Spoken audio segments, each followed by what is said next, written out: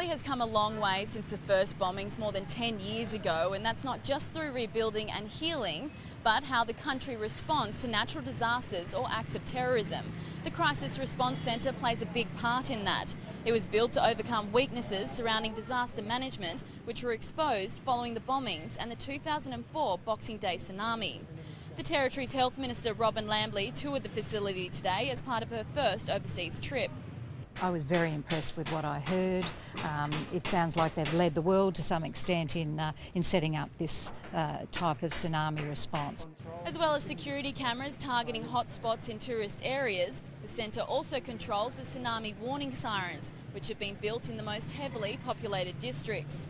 The federally funded National Critical Care and Trauma Response Centre has a close relationship with the facility through training and coordinated responses.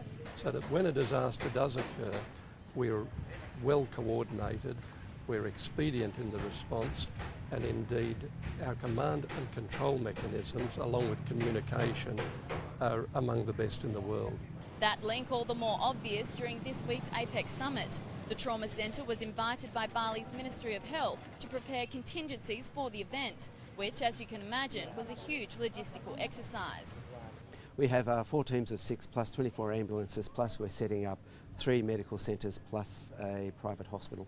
Another important aspect of Minister Lambley's Bali visit was to get a closer look at the sister hospital relationship between Sangla and Royal Darwin through the National Critical Care and Trauma Response Centre. Sangla is Bali's biggest and busiest hospital, with more Australians visiting the facility each year than Royal Darwin. And with almost 1 million Australians coming to this tropical paradise each year, it's no doubt an extremely important relationship to maintain. We've got a vested interest in ensuring that people, not only local people, but visitors, tourists, Australian tourists, are safe when they get here. Minister Lambley and officials from the Trauma Centre will leave Bali tonight. Amy.